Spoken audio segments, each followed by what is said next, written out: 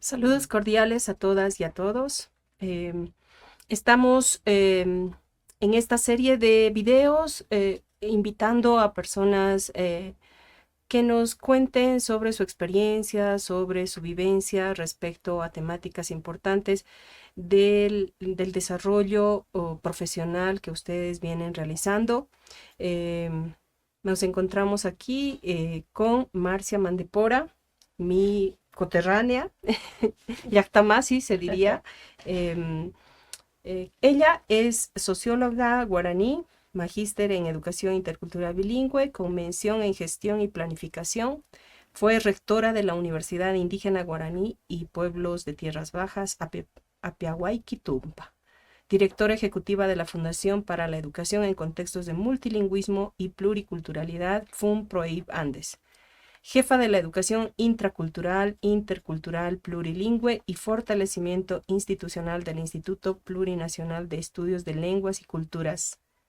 Es miembro honorífico de la Red de Universidades Indígenas Interculturales y Comunitarias de Abya Yala. Ha realizado investigaciones y publicado varios artículos sobre la educación intercultural, revitalización de lenguas guaraní, y sus líneas de investigación abordan la educación intercultural bilingüe, educación superior, racismo, lenguas, culturas e interculturalidad. Le damos la bienvenida. Marcia, bienvenida, con mucho aprecio. Vamos a comenzar este momento de intercambio de ideas que pueda servir para fortalecer el proceso de aprendizaje que siguen adelante en la Universidad Politécnica Salesiana nuestros estudiantes de las distintas carreras como un insumo más para sus reflexiones. Comienzo con una pregunta. Tú vienes de Bolivia, vienes de una experiencia muy rica de acompañar estos procesos de educación intercultural bilingüe. Para que conozcan nuestros estudiantes, no solo del Ecuador, sino también de otras partes de la Vía Yala, ¿qué significa la propuesta de EIB, Marcia? ¿Qué es lo que significa para Bolivia y para Latinoamérica esta propuesta de EIB? ¿Y a qué problemáticas ha estado respondiendo, ha respondido y responde en la actualidad? Por favor, Marcia. Puamá, Yasoropay y Soledad, muchísimas gracias por este diálogo que tenemos en este momento. A ver, en Bolivia, al igual que en otros países, los pueblos indígenas, mediante la educación, tenemos que decir, han sufrido todo un proceso de exclusión, discriminación, porque en las aulas no se consideraban las lenguas, ¿no?, originarias de los niños, como también las culturas. Entonces, ha sido razones suficientes como para que los pueblos indígenas vayan tomando acciones mediante los dirigentes para revertir la situación, ¿no? Esta situación de proceso de castellanización, diríamos, proceso de homogeneización cultural, ¿no? Que eso ya no tenemos que repetir tanto, pero esa es la historia de todos los pueblos indígenas de Latinoamérica.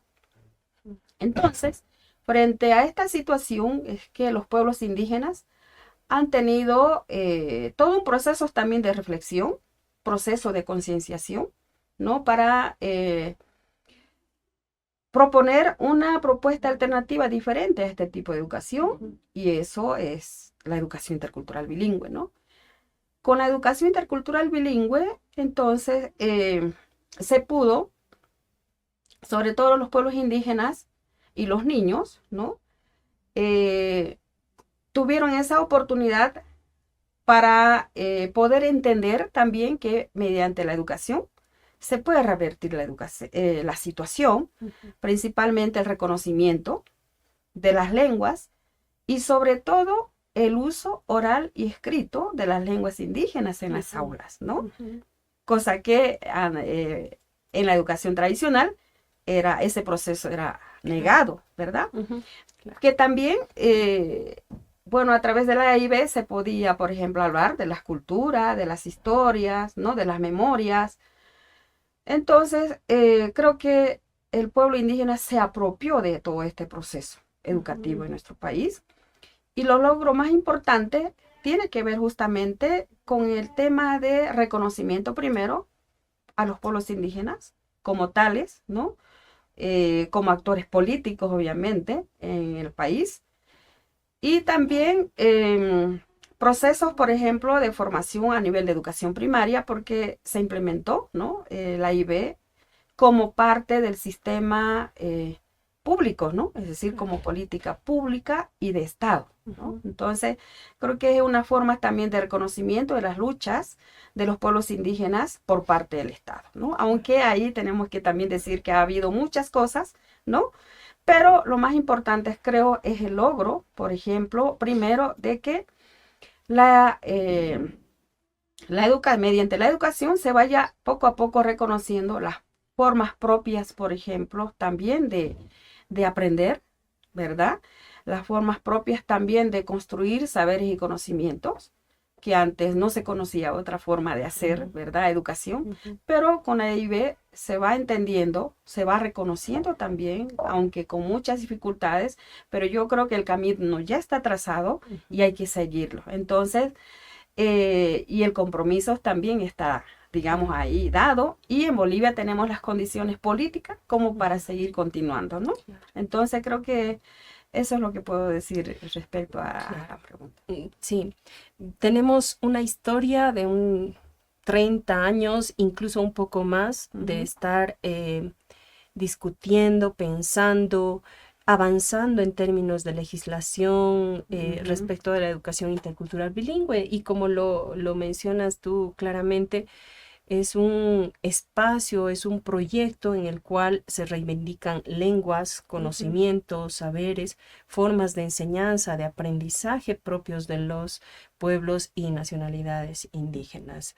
Y también podríamos decir de los pueblos afros. En el contexto ecuatoriano también tenemos que reconocer eso. En nuestro país, en Bolivia, tal vez el pueblo ecuatoriano es más, perdón, el pueblo afro es más invisibilizado, quizá por la cantidad reducida de miembros que tiene ese pueblo, pero de todas maneras es un proyecto, podríamos decir un proyecto político de reivindicación de la identidad, de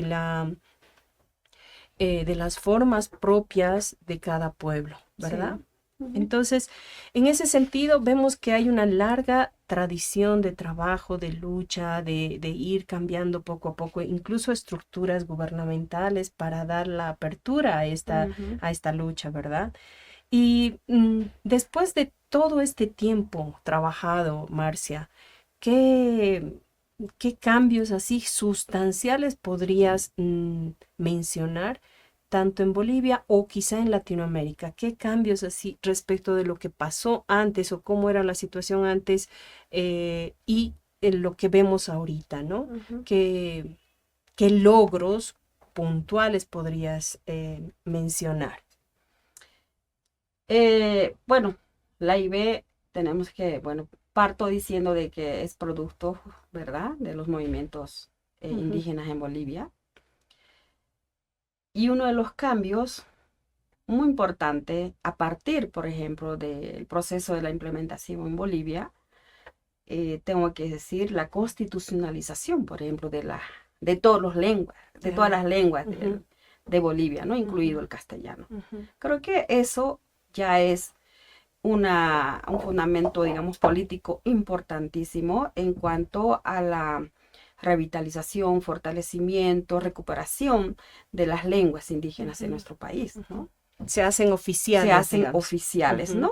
Y además hay ley, ¿no? De ley de políticas de las lenguas indígenas en nuestro país. Para los compañeros que no conocen Bolivia y no saben, ¿cuántas lenguas indígenas hay en Bolivia? Existen 36 lenguas indígenas, incluido el castellano, ¿no? Entonces, creo que eso ya para nosotros, como bolivianos, como indígenas además, es un logro importante porque de alguna manera ahora la sociedad boliviana se encuentra en esa situación, además de sentir la necesidad de empezar a comprender por lo menos algunas lenguas en los territorios, ¿no? Entonces creo que eso es muy importante.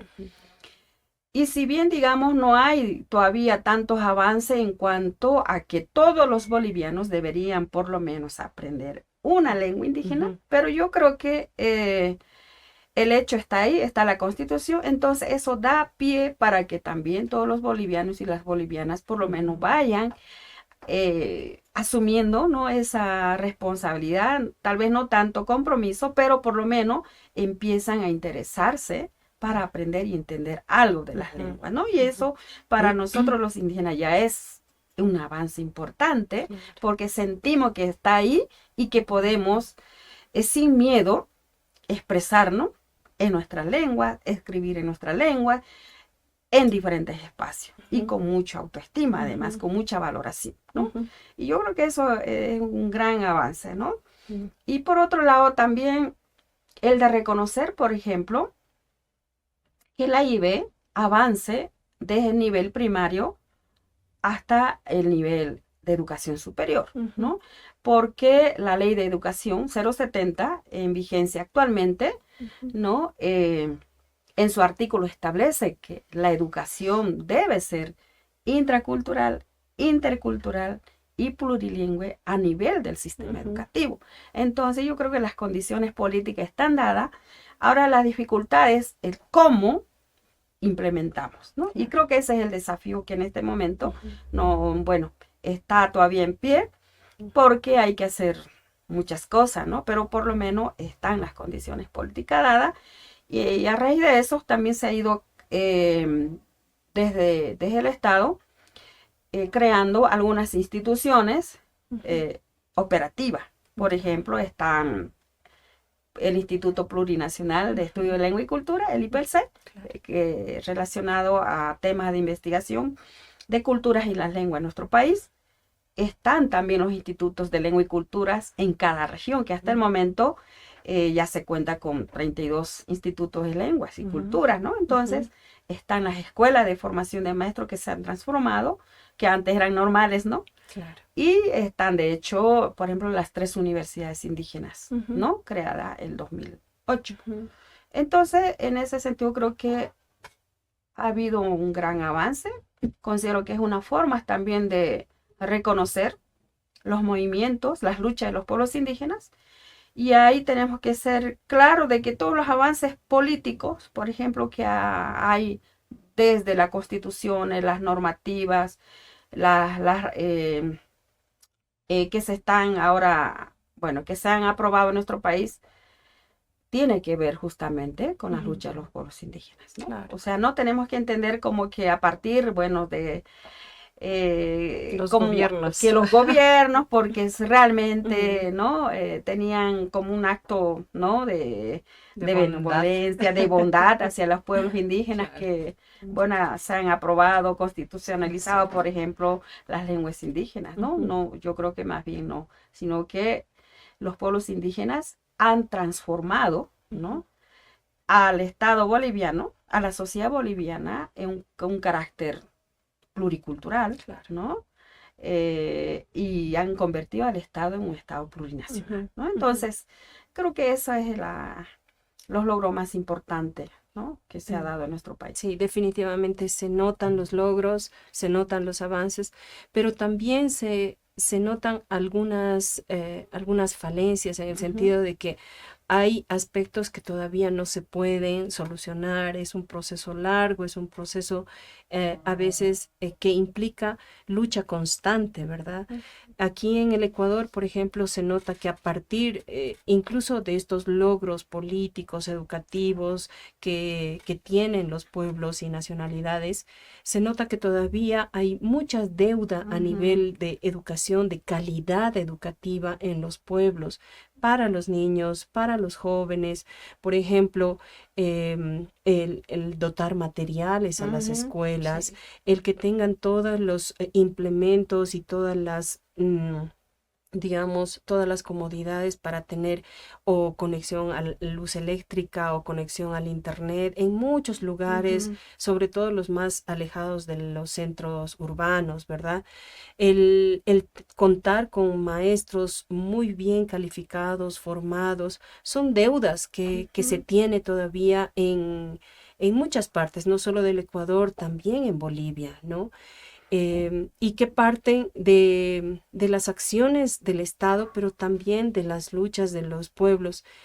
Y en ese sentido, yo me pregunto, y quizá algunos se preguntan, ¿por qué seguimos apostando después de tanto tiempo, seguimos apostando a la EIB como un espacio de transformación, como una propuesta de transformación educativa, pero no solo de los pueblos, sino de Ujú. una transformación del Estado mismo, de la situación de las sociedades, ¿no? ¿Por qué crees que seguimos apostándole a la EIB? Yo creo que las razones están dadas y tiene que ver con la diversidad de los pueblos, con la diversidad de las culturas Ujú, y lenguas ujú, que tiene nuestro país. ujú. Ecuador, por ejemplo, tiene diversidad de lenguas y culturas. Ajá. Entonces, no es posible no mirar a esas realidades. Uno, ¿por qué? Porque cada contexto cultural, cada pueblo indígena tiene su propia lengua, tiene su propia cosmovisión, tiene su propia manera de aprender, ¿no? De conectarse con el mundo, con el medio ambiente, de las formas como se relaciona, por ejemplo, con el medio ambiente, ¿no? Cómo aprende en esos espacios, Ujú, ¿no? En espacios abiertos además, ¿no? ujú, Entonces yo creo que esas son las razones, diría, fundamentales que sigue siendo para los pueblos indígenas a ujú, nivel del mundo, ujú, para que sigamos pues luchando que realmente la educación intercultural bilingüe se aplique, ujú, porque hay muchas dificultades para su implementación. Primero, tiene que ver con este proceso también de compromiso y de convencimiento, ujú, porque a veces hay personas que no están convencidas. Entonces, es un proceso también de trabajo permanente, porque tenemos que, y ahí apunta pues la interculturalidad, ¿verdad? ujú, La interculturalidad te permite pensar, reflexionar, pero además interpela o apela a tu actitud, ¿no? claro. ¿Cómo ves la realidad? ¿Cómo te sientes como persona?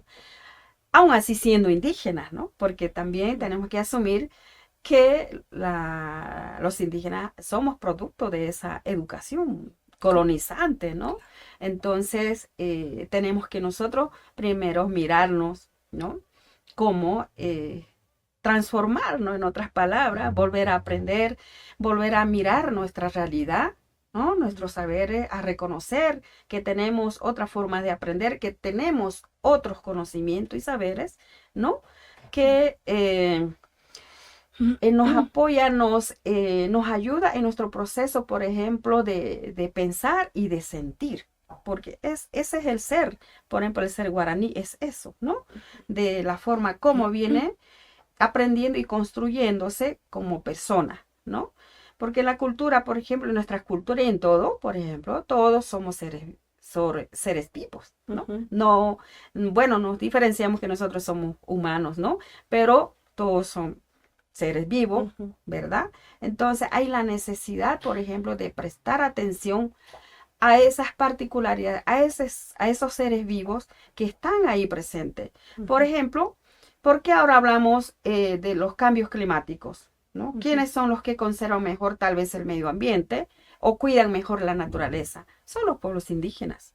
Entonces hay la necesidad Así es. de mirar, de prestar atención a esos saberes y Ujú, conocimientos que están presentes, ujú, ¿no? Entonces, por eso la IB nos da esa alternativa, nos da esa posibilidad para conectarnos con nuestros territorios, para seguir aprendiendo desde nuestros territorios, con ujú, nuestros territorios y para, obviamente, para nuestros territorios y para nuestros pueblos indígenas. ujú, Entonces, eso es lo que tal vez a veces no se logra entender. Creemos que la educación está, digamos,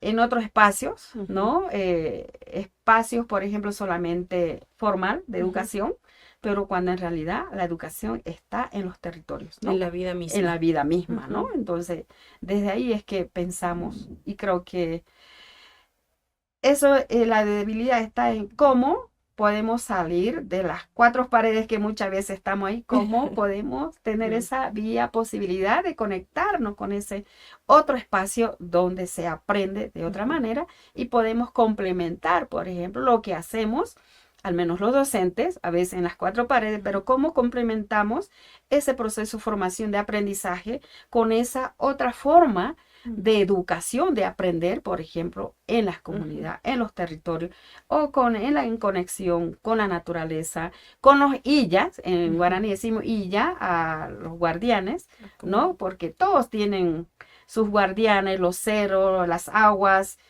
y tienen su lenguaje propio, ¿no? Entonces, esa capacidad tal vez de volver a recuperar nuestra capacidad de conectarnos, de escuchar y de interpretar qué mensaje nos están dando. Entonces, la IB creo que esa posibilidad nos da, ¿no? Por eso es interculturalidad y la interculturalidad es eso. Y obviamente la categoría bilingüe es como a través de nuestras lenguas podemos entender, ¿no? Porque la lengua encierra todo un sistema de saber y conocimiento. No podemos hablar de la interculturalidad si no logramos, por ejemplo, entender también los mensajes que hay detrás, por ejemplo, de cada palabra, ¿no? De cada palabra. Entonces, entender que las lenguas como codificación de ciencias. Muchísimas gracias, Marcia. Bueno, hasta aquí la conversación. Esperamos les haya servido y que también sea un elemento más que les pueda motivar a la reflexión, al aprendizaje, a la lectura, a la formación. Agradecemos muchísimo tu presencia y será hasta otra oportunidad y que sea pronto. A ti, Soledad, muchísimas gracias por esta oportunidad de diálogo y pues seguir aprendiendo, ¿no? Muchas gracias. Ya, Soropay.